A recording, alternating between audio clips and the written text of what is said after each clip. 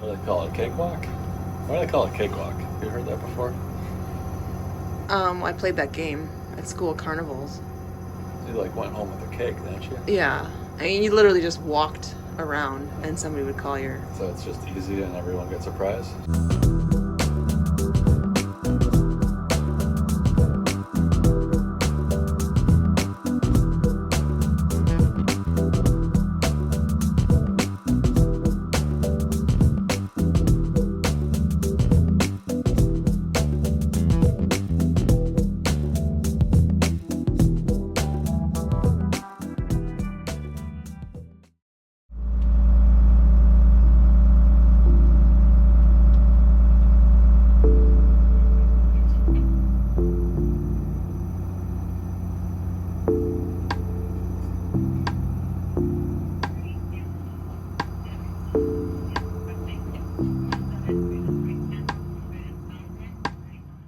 With freedom provisioned for a month and ready for some longer range cruising, we're heading out of Puget Sound into the Strait of Juan de Fuca and out to the northern Pacific en route to Westport, Washington.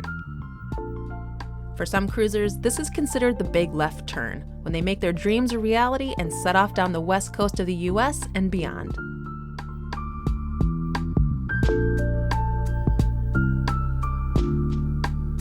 For us, at least right now, this is more like a little left turn to prepare us for what's coming in our not-so-distant future.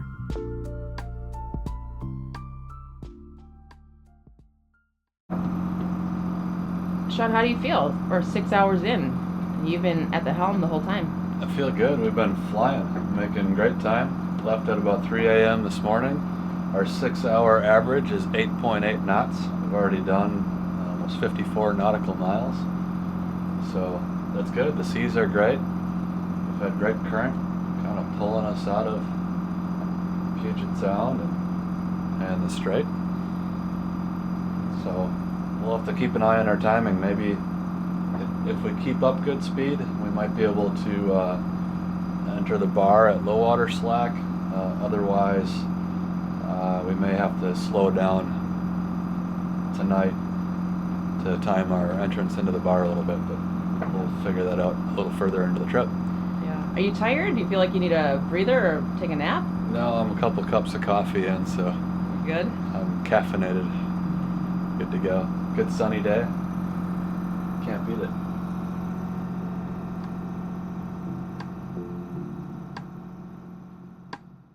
Sully, I don't know why you just don't go on your bed. It might make you feel better. You can sleep on your bed. There's a sun patch there too. Or are you just gonna pout? I think he's just gonna pout all day. He's not a big fan of the long hauls.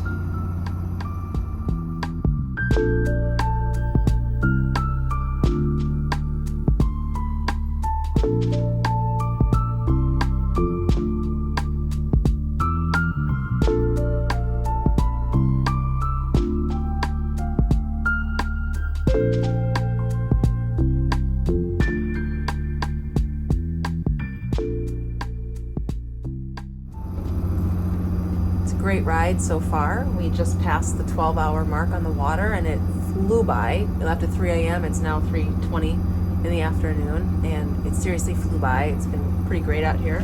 Got a little, seas have laid down a little bit. It was pretty choppy for an hour or two.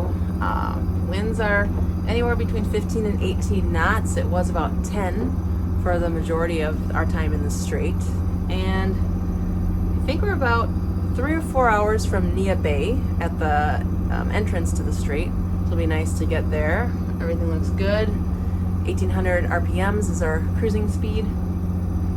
And in 59 nautical miles, we will have passed the 5,000 nautical mile mark.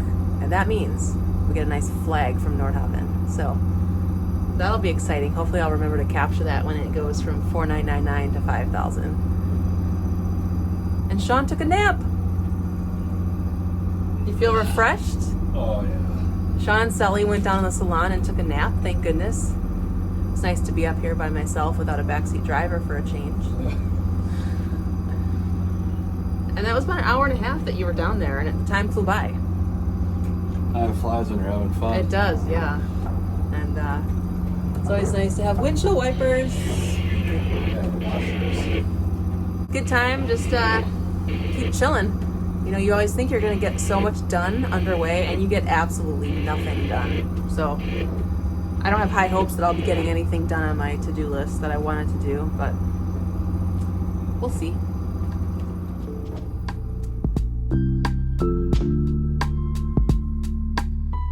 Long hours at the helm might seem boring, but it requires constant attention to the present moment and what's going on around you. Weather and waves can change in an instant, and marine life can appear literally out of nowhere, like humpback whales that are abundant in these waters.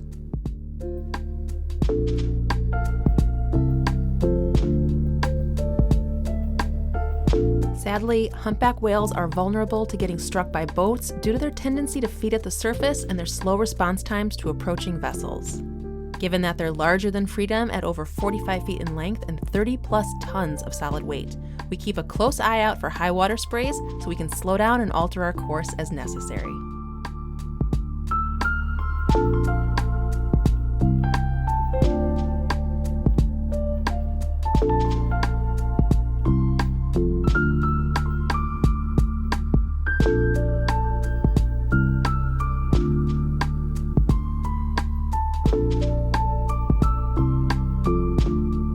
And today is a great reminder that although we're sitting in our home right now, we're also floating on someone else's.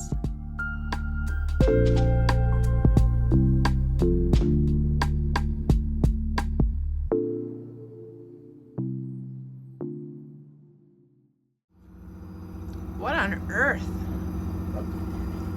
I knew with all of our saltwater spray throughout the last 14 hours that Sean would be hosing things down with fresh water before we know it. And sure enough, 14 and a half hours, he reached his limit. We are making the left turn as we speak. We just passed Nia Bay, and we are coming up by the lighthouse on Tatoosh Island, I think, Cape Flattery, and it couldn't be more beautiful. It's exactly what you think of when you think of the West Coast. A little fog. We've got some, I would say 2 to 3 foot waves at about I would say over a 7-second timing between them. Nice and gentle. It's like so far, it's exactly the best we could have hoped for coming out here. So it'll be exciting to see the sunset in a few hours. It's 6:30 now. 15 hours underway. And we've got another 20 hours left to go. Right now we're cruising at 8 knots, which for us is great. We estimated the trip at 6.5, so we might get there early, but we might have to slow down.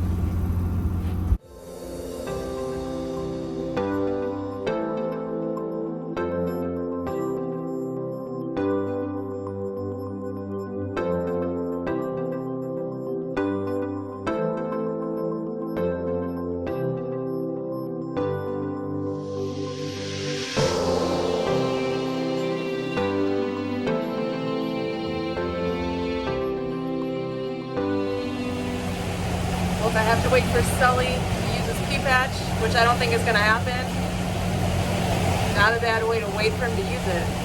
Beautiful sunset tonight.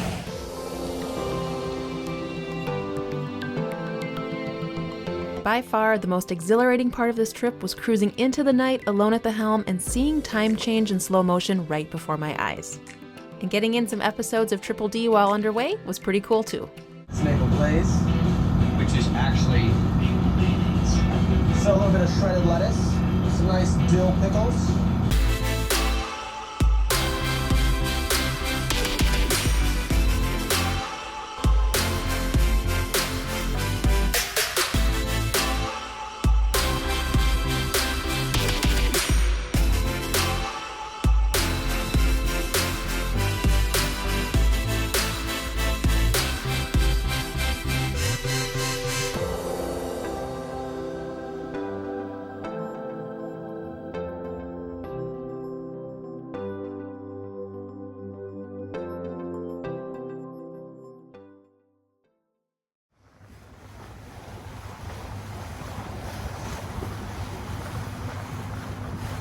We are 35 minutes now away from entering the bar into Grays Harbor, and then we'll make a right turn into Westport. We're gonna stay at the marina this week.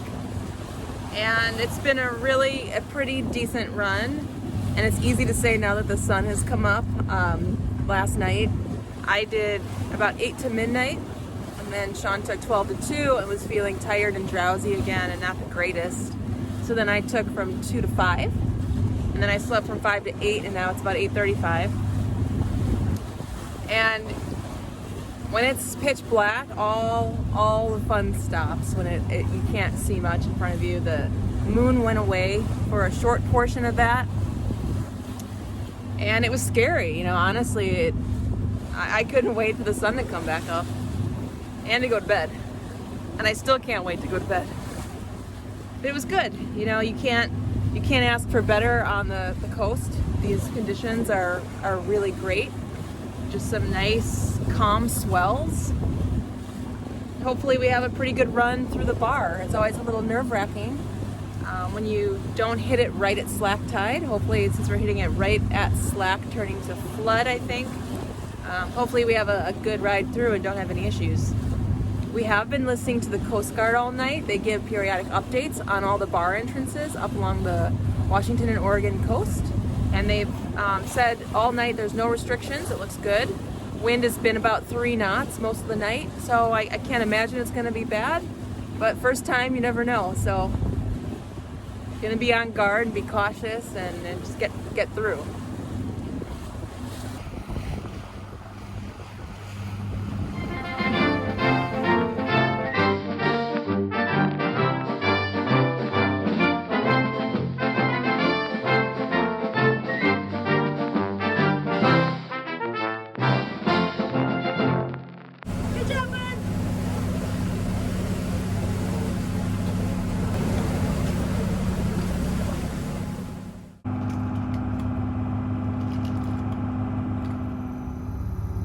Here we are. We think this is the bar, or very close to the bar entrance. So far, so good. Not a bad bar, eh? Hey. Hey. I know, I'm afraid to speak too soon, but this is pretty non-eventful. Are we through it? I think so. Given the water depths, there's no big change. But I'll say we're through it. Kind of subsided too. I'll say we're through it when we're tied up to our slip.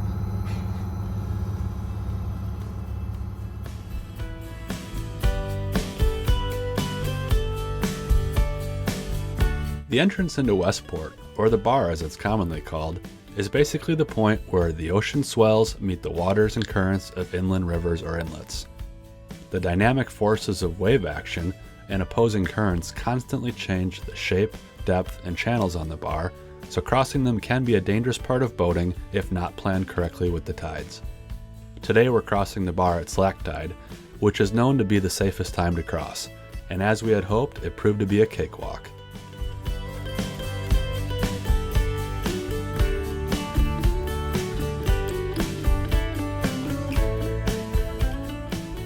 What do they call it, cakewalk?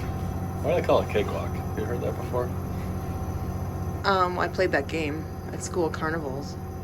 You went home with a cake, didn't you? Yeah. I mean, you literally just walked around and somebody would call your... So it's just easy and everyone gets a prize? Maybe. So that's the term for... Maybe. You know, so nowadays... it's easy and our prize is we get to still live through the experience. Yeah. Freedom, this is Westport Marina, over. Yeah, we have guest moorage reservation. We're just pulling into the harbor. We're 45 feet length overall, looking for a slip assignment, please. You had reservations, or you need the slip assignment? We did call earlier in the week. Not sure if you have us marked down or not. If you want to pull into float 6 on the side tie, we should have enough room for you. Over. Roger, float 6, side tie. Thanks.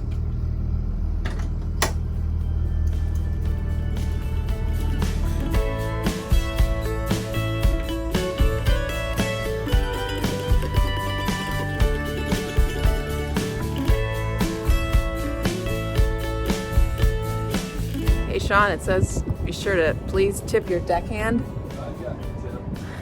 I'll have to make it retroactive, all the tips I've been missing all these years.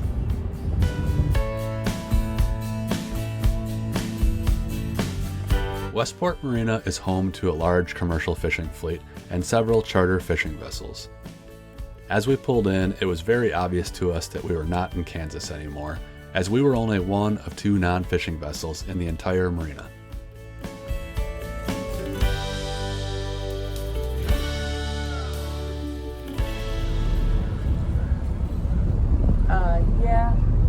Yeah, I would go back like 50 feet. Go back like 50 feet and you're still about 3 feet away from the dock. At least by going back 50 feet or closer to that boat, the fishing boat. We're not hogging the dock. Fish.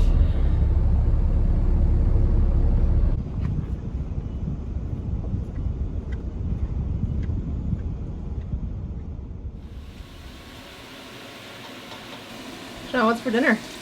Our famous chicken sausage pasta. Is that to celebrate an amazing 30-hour trip? That's right. Vegetable pasta, chicken sausage, grilled little peppers, mushrooms, and sun-dried tomato. So do you want to share what you thought about the passage? I thought it was a great passage. I think had decent-sized swells, but they were on a long period. No real wind waves. We had a full moon and fairly clear sky, so the moon guided our passage. It was good. I think the overnight watch schedule that probably is going to work best for us in the future is short watches during the overnight, like 2 hour. Just keep going in and out because it's pretty easy to doze off. Start to feel like you're going to anyways. You know, now that we're this far around the Washington coast and almost at the border of Washington, Oregon, what do you think, Elizabeth, of just continuing south? I'm game. I'm free. I say we go. And we don't have anything in Seattle holding us back now that we live on the boat. Anyone in California have a nice liveaboard slip for us? Drop us a line. As always, thanks for watching. Be sure to stick around for our weekly Q&A and subscribe so you don't miss upcoming videos as we explore Westport and cruise through the Columbia River Bar into Oregon.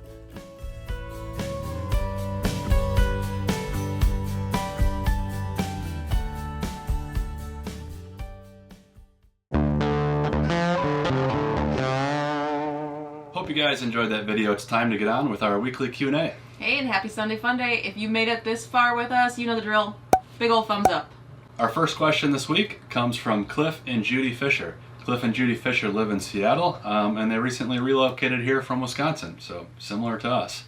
They ask, we've noticed when cruising in Puget Sound, it can be interesting from the point of view you always need to be wary of crabbing buoys and logs. So we're wondering how that can be done safely when night cruising. Great question. We could talk for hours about it, but we're going to try to keep it real short in the question. There are a lot of hazards in the Pacific Northwest to boating, whether it be day or night. Crab pots is certainly one of those, and logs are another one. When it comes to crab pots are seasonal, so you can find out from the fisheries schedule when crabbing is and isn't in season, and that can be one way to minimize any strikes with crab pots.